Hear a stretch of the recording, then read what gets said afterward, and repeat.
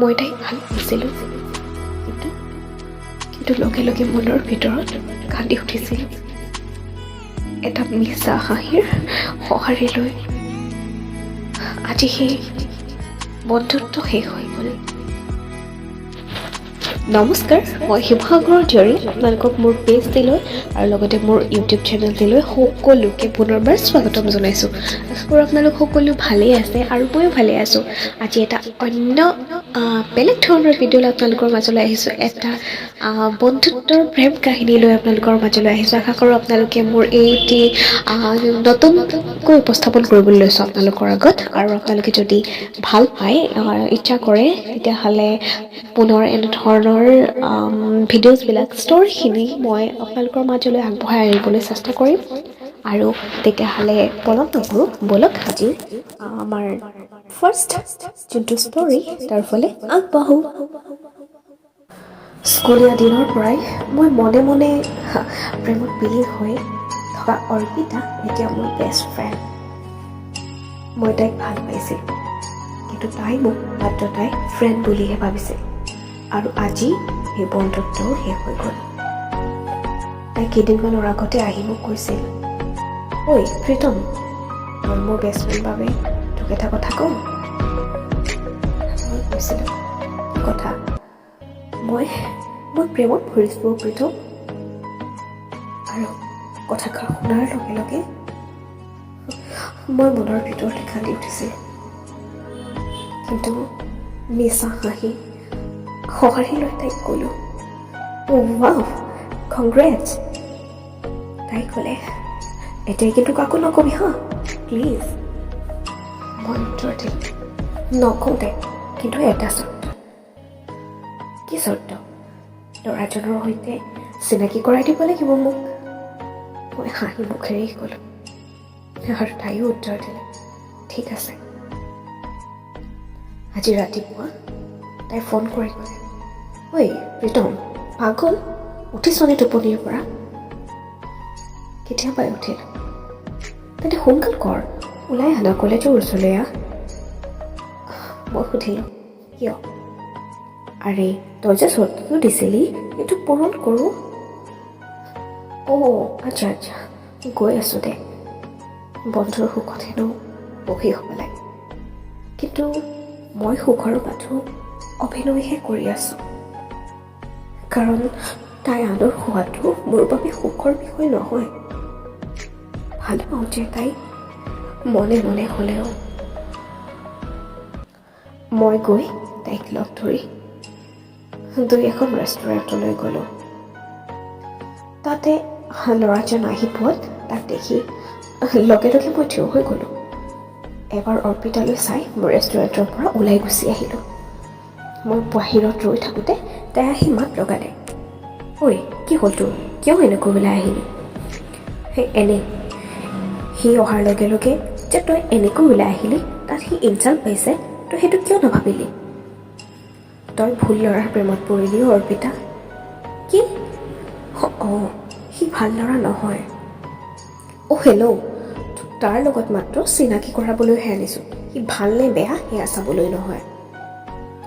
আৰে শুন, মই তাক ভালদৰে জানো, কিন্তু তাই কোনো বুদ্ধি মান্তি নহয়। বাহ, বাহানা। মই ক'লোঁ, বাহানা কিয় কৰিম মই, তয়ে কচোন। তাই উত্তৰ, কাৰণ তই মোক আনৰ হ'ব দিব নিবিচাৰ। মই আচৰিত হৈ গ'লোঁ, কিন্তু মই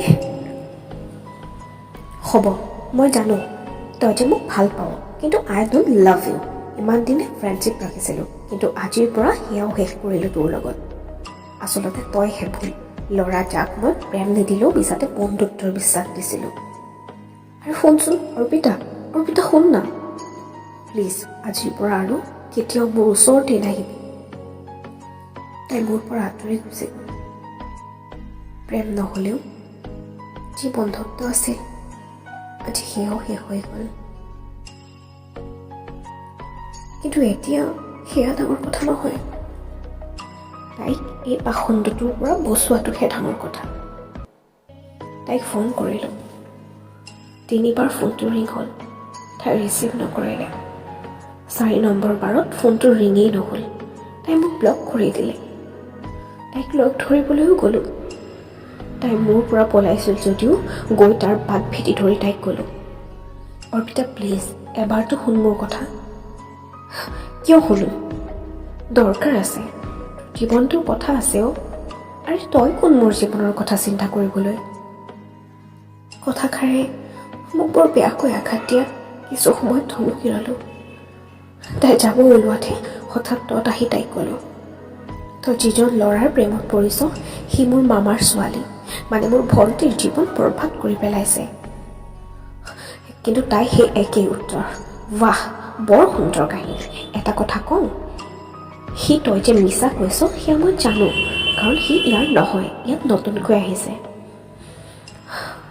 মই জানো সি গুৱাহাটী চহৰৰ আৰু তাতেই মোৰ ভণ্টিৰ জীৱনৰ লগত খেলা খেলিছিল সি তাই মোৰ কথাখিনি নুশুনি মোৰ ওপৰত খং কৰি একে চাতেই গুচি গ'ল মই চিঞৰি ক'ব ধৰিলোঁ সি মোৰ ভণ্টিক ভাল পোৱাৰ নামেৰে তাইৰ লগত কিছুমান বেয়া সম্পৰ্কত লিপ্ত হৈ ভিডিঅ' বনাই তাইক বৰবাদ কৰিছে অৰ্পিতা প্লিজ তই মোৰ কথা শুন এবাৰ শুনি যা কিন্তু তাই মোৰ কথা নুশুনি গুচি গ'ল ময়ো একো কৰিব নোৱাৰা হৈ থাকিলোঁ মই চেষ্টা এৰি দিয়া নাই তাইক বচাবলৈ বহুত চেষ্টাৰ পিছত লগৰ এজনৰ সহায়ত অৰ্পিতাৰ হোৱাটছএপৰ মেছেজবোৰে মোৰ মোবাইলত দেখা পোৱা কৰি ল'লোঁ যোৱা ৰাতি সেই ল'ৰাজনৰ অৰ্পিতাৰ মেছেজবোৰৰ পৰা বুজিছিলোঁ যে অৰ্পিতাৰ জীৱনো বিপদৰ পথত আছে সি তাইক এক বিৰল ঠাইলৈ মাতি পঠিয়াইছে আৰু কিয় মাতিছে সেয়া বুজি পাইছিলোঁ তাৰ সেই মেছেজবোৰৰ পৰাই ঠিক সেই সময়তে মই সেই ঠাইলৈ গ'লোঁ মই গৈ পোৱাত হয়তো অকণমান দেৰি হ'ল কাৰণ তেতিয়ালৈ তাত পুলিচ আহি পাইছিল আৰু অৰ্পিতাৰ সৈতে জোৰ জবৰদস্তি কৰা অপৰাধত ল'ৰাজনক পুলিচে ধৰি লৈ গ'ল মই ক'লোঁ মই কোৱা নাছিলোঁ জানো তইহে মোক বিশ্বাস নকৰিলি পিছপিনৰ পৰা মামাৰ ছোৱালীজনীয়ে মাত লগালে চৰি দাদা ভণ্টি তই অঁ সি মোৰ জীৱনটো বৰবাদ কৰি ইমান সহজে বাচি যাব কেনেকৈ আৰু মই আচৰিত হৈ গ'লোঁ আৰু অৰ্পিতা আমি দুয়ো লগ লাগি এইবোৰ প্লেন কৰিছোঁ তেন্তে মোক কিয় নকলি কিয় অৰ্পিতাই মোক তোক ক'লে তই আমাক এইবোৰ কৰিব নিদিলিহেঁতেন মই জানো তই অৰ্পিতাক বহুত বেছিকৈ ভাল পাওঁ আৰু তই তাইক বিপদত পৰিব কেতিয়াও নিদিয় মই হাঁহিম নে কান্দিম ভাবিয়েই পোৱা নাছিলোঁ তেতিয়া অৰ্পিতাই ক'লে চৰি প্ৰীতম তোক মিছাতে কষ্ট দিলোঁ থেংক ইউ তই যে মোৰ ভণ্টিৰ কাৰণে ইমানখিনি কৰিছ তোৰ ভণ্টি যে মোৰ ভাল ফ্ৰেণ্ড সেইবাবেই মই মোৰ বন্ধুত্বৰ দায়িত্ব পালন কৰিছোঁ ৰচোন ভণ্টি আৰু তই কেনেকৈ চিনাকি হ'লে ফেচবুকত মই আচৰিত হৈ গ'লোঁ ফেচবুকত ভণ্টিয়ে হাঁহি এটা মাৰি ক'লে অ' দাদা অৰ্পিতাই নিজে আগবাঢ়ি মোৰ লগত ফ্ৰেণ্ডশ্বিপ কৰিছিল এটা বিশেষ কাৰণ কি কাৰণ কওঁনে অৰ্পিতাৰ কনফিউজন নিচিনা চেহেৰা প্লিজ নালাগে ভণ্টিৰ উত্তৰ আৰু কি নালাগে ঐ কওঁ দে না তাকনো আৰু কিমান তৰ পাৱ ভণ্টি তোক মোৰ শপত কচোন কি কাৰণ আৰে বেল তাই যেতিয়া তোলৈ বিয়া হৈ আহিব তেতিয়া শহুৰৰ ঘৰত তাই চিনাকি কোনোবাটো থাকিব লাগিব গতিকে মোৰ লগত চিনাকি হৈছে মই আচৰিত হৈ লাজুকীয়া মুখেৰে উত্তৰ দিলোঁ অহ কিছু সময় পিছত টিউবলাইটটোলৈ জ্বলি উঠাই দি বুজি পালোঁ শহুৰৰ ঘৰ মানে অৰ্পিতা কিয় তইহে মনে মনে মোক ভাল পাই থাকিব পাৰ নেকি মই তোক মানে ভাল পাব নোৱাৰোঁ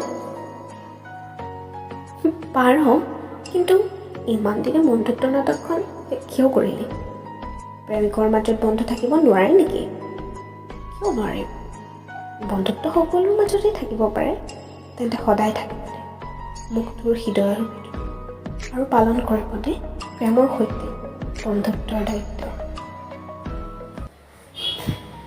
কাহিনীটো শুনি আপোনালোকে কেনেকৈ পালে মোক জনাবলৈ নাপাহৰিব আৰু যদি আপোনালোকে ভাল পাইছে শুনি এনেধৰণৰ কাহিনী মই পুনৰ লৈ আহিম আৰু এইটো মই মোৰ নিজৰ কাহিনী নহয় নিজে লেখা কাহিনী নহয় এইটো মই গুগলৰ পৰা কালেক্ট কৰিছিলোঁ এটা কাল্পনিক কাহিনী প্ৰীতম দাস নামৰ ল'ৰাজনে লিখিছিল মানে চুটি গল্প আৰু লাভ ষ্টৰী কম সময়ৰ ভিতৰত আৰু তাকে মই আজি আপোনালোকৰ আগত উপস্থাপন কৰিম যদি আপোনালোকে এনেধৰণৰ ষ্টৰী আকৌ শুনিবলৈ বিচাৰে তেতিয়াহ'লে আপোনালোকে মোক কমেণ্ট কৰিব আৰু লগতে ভিডিঅ'টো শ্বেয়াৰ কৰিব লাইক কৰিব আৰু যিমান পাৰে মোৰ পেজটি ফ'ল' কৰিব আৰু লগতে মোৰ ইউটিউব চেনেলটো লাইক কৰিব ফ'ল' কৰিব ছাবস্ক্ৰাইব কৰিব আৰু লগতে থকা বেল আইকনটো প্ৰেছ কৰিবলৈ একেবাৰেই নাপাহৰিব